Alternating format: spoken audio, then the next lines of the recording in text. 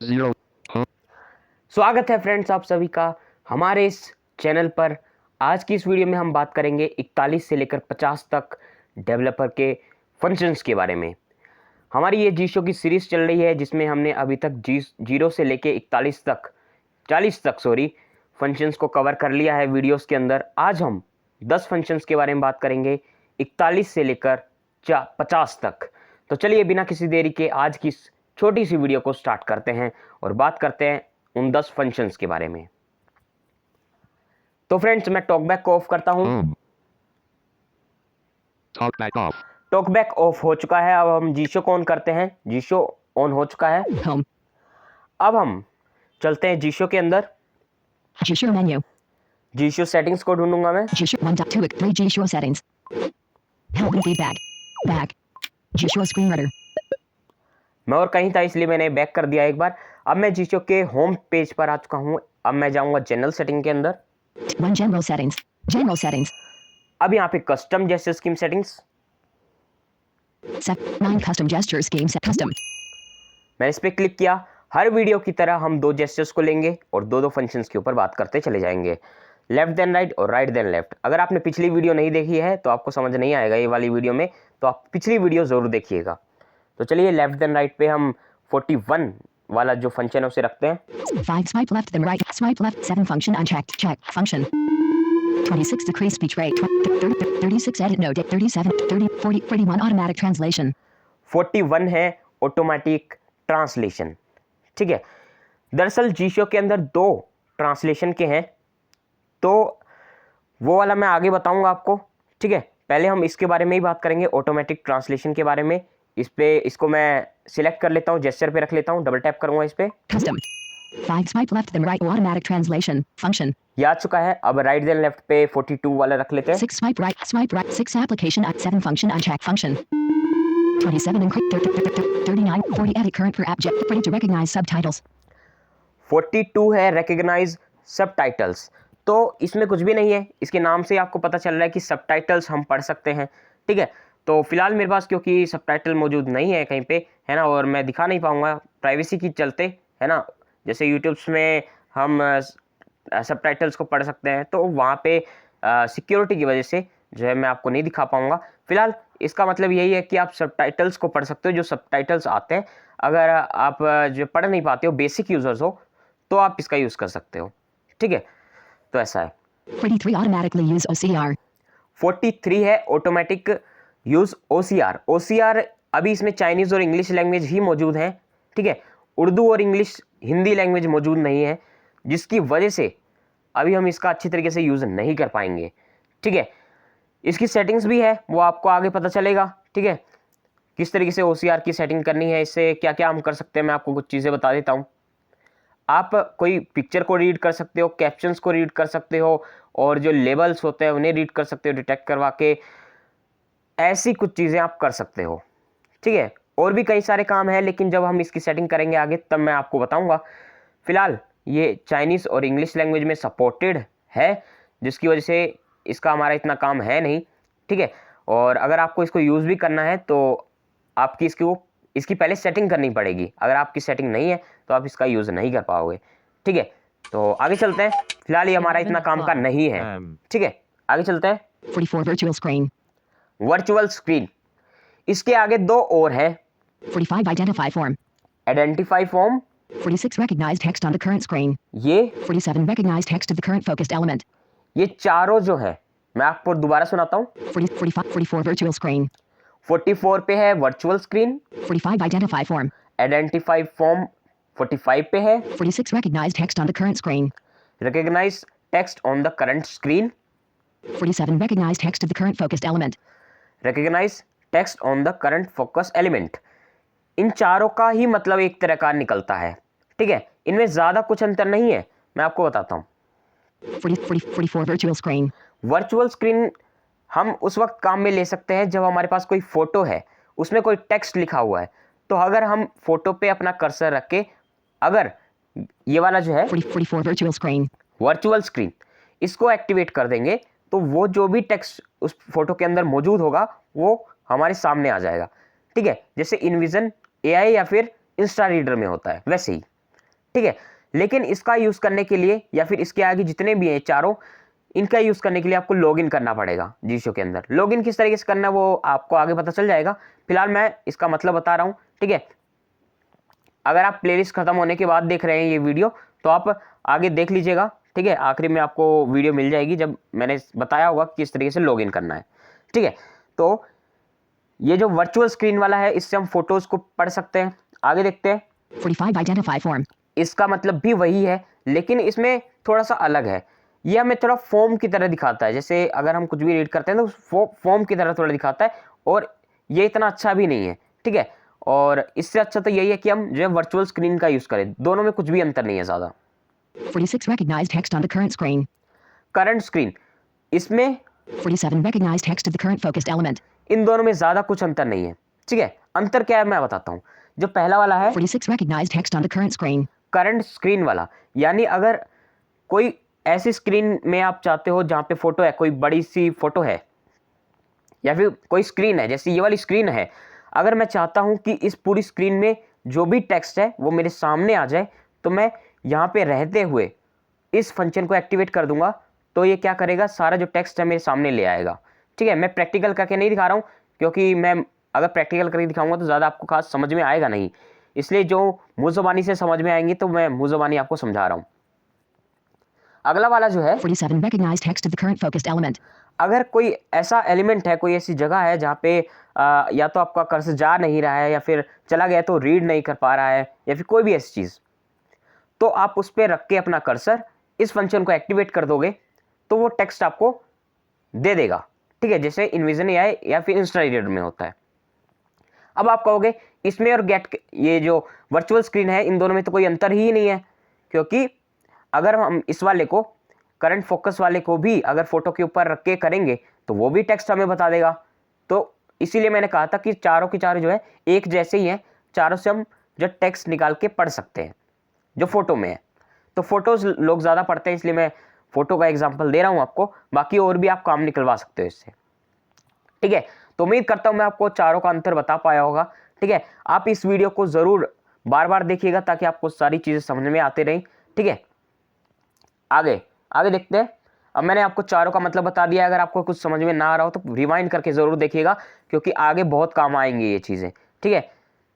48 get capture. Gate capture, अभी मेरे पास क्योंकि कैप्चर नहीं है ना, कोई एप्लीकेशन मेरे पास नहीं है, वेबसाइट नहीं है। आपने देखा होगा जब हम कहीं पे लॉगिन करते हैं तो वहाँ पे आता है कैप्चर डालने के लिए कि कैप्चर डालो। अब वहाँ पे 2-3 तरह के कैप्चर होते हैं, एक तो होता है फोटो वाला, एक ऑडियो वाला, एक वीडियो वाला। तो ऑडियो और वीडियो तो हमारे कुछ खास समझ में आते नहीं है क्योंकि उसमें रोबोटिक वॉइस होती है। हमारे काम का होता है फोटो वाला। अगर आप उस फोटो पे जिसमें कैप्चर है उस पे कर्सर ले जाके ये गेट कैप्चर वाला फंक्शन को एक्टिवेट कर दोगे तो ये आपको कैप्चर पढ़ के सुनाएगा और क्लिपबोर्ड हिस्ट्री में कॉपी हो जाएगा। क्लिपबोर्ड हिस्ट्री आपको याद होगा, फंक्शंस मेन्यू मैंने आपको बताया था इसी प्लेलिस्ट के अंदर कि फंक्शंस मेन्यू क्या है। जब हम स्वाइप डाउन देन राइट करते हैं तो फंक्शन मेन्यू खुल जाता है और वहाँ पे हमें क्लिपबोर्ड हिस्ट्री मिलता है, उसके अंदर कॉपी होके चला जाता है, ठीक है। तो इस तरीके से आप वहाँ से पेस्ट कर सकते हो गेट कैप्चर को, जो भी कैप्चर सोल्व होके आएगा, ठीक है। तो यानी जो हमें दिक्कत होती है टॉकबैक के अंदर कैप्चर सोल्व नहीं कर पाते हम, वही आसानी हमें जीशो में हो जाती है इस फंक्शन के जरिए। हम जो है आसानी से बस उस फोटो पे अपना कर्सर लेके गए, इसको एक्टिवेट कर दिया और ये हमें कैप्चर सोल्व करके दे देगा। हमें कोई उस फोटो को लुकआउट में या लेंस में शेयर करने की ज़रूरत ही नहीं पड़ी, 1 सेकंड में जो है कैप्चर सोल्व करके हमें मिल गया है और हम तुरंत लॉगिन कर जाएंगे, ठीक है। तो हमें टॉकबैक के साथ बहुत ज़्यादा दिक्कत होती थी लेकिन इसमें कुछ दिक्कत आपको नहीं होगी। अगर आपको कुछ समझ में नहीं आ रहा है तो वीडियो को पॉज कीजिए और कमेंट कीजिए कि आपको कौन से फंक्शन के बारे में समझ नहीं आया है, मैं समझाने की पूरी कोशिश करूंगा। आगे चलते हैं। अगला वाला जो है 49 translation. ट्रांसलेशन। अभी मैंने पीछे बताया था ऑटोमेटिक ट्रांसलेशन, अब आ गया ट्रांसलेशन। इसको रखते हैं और दोनों का अंतर मैं बताता हूँ। Custom. 5 swipe left then right. 6 swipe right then left translation. 5 swipe left then right automatic translation. Function. Left then right पे रखा है automatic translation, right then left पे रखा है ट्रांसलेशन। सेव करता हूँ। Save. डन हो चुका है। अब ऑटोमेटिक ट्रांसलेशन का मतलब ये है कि अगर मैं इसको एक्टिवेट कर दूंगा तो जो भी टीटीएस पढ़ेगा, कहीं पर भी मैं फिंगर रखूंगा, किसी पर भी कर्सर लेके जाऊंगा तो ट्रांसलेट करके पढ़ेगा। चलिए एक्टिवेट करके देखते हैं। Enabled automatic translation. इसने कहा अनेबल ऑटोमेटिक ट्रांसलेशन, यानी अनेबल हो चुका है, स्टार्ट हो चुका है अभी ये फंक्शन। अब मैं कहीं पे भी अपनी फिंगर लेके जाता हूं, अधिक विकल्प, अधिक विकल्प यानी मोर ऑप्शन, शेयर करना, शेयर करना, बचाना, बचाना यानी सेव करना, घर, घर यानी होम बटन, पीछे, पीछे यानी बैक, सरल उपयोग, सरल उपयोग यानी एक्सेसिबिलिटी। तो इस तरीके से ये जो भी पढ़ रहा है ट्रांसलेट करके पढ़ रहा है। अब मान लीजिए मुझे कोई जेस्चर को अगर ट्रांसलेट करना है तो यहीं पे है 6. दाएं फिर बाएं स्वाइप करें अनुवाद फंक्शन, ठीक है। तो इस तरीके से आप देख सकते हो। Disabled automatic translation.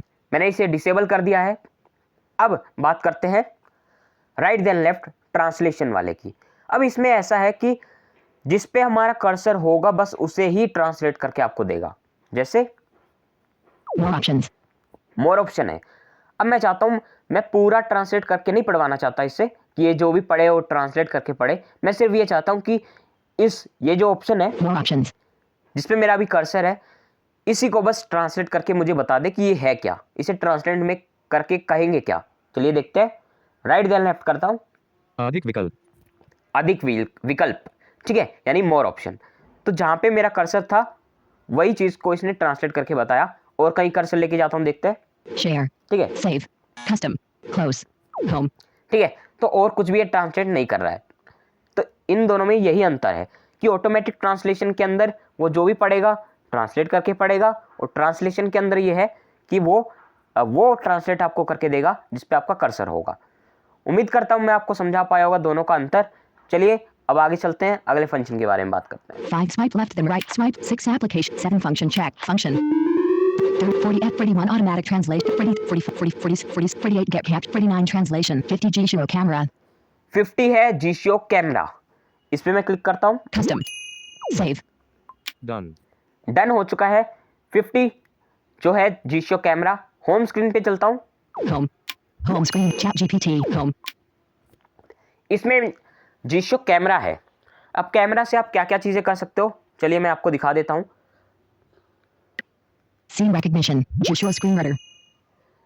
अब जीशियो कैमरा जो है ओपन हो गया है। इसमें क्या क्या चीजें मैं आपको दिखाता हूं। लेफ्ट देन राइट करता हूं, Flashlight unchecked.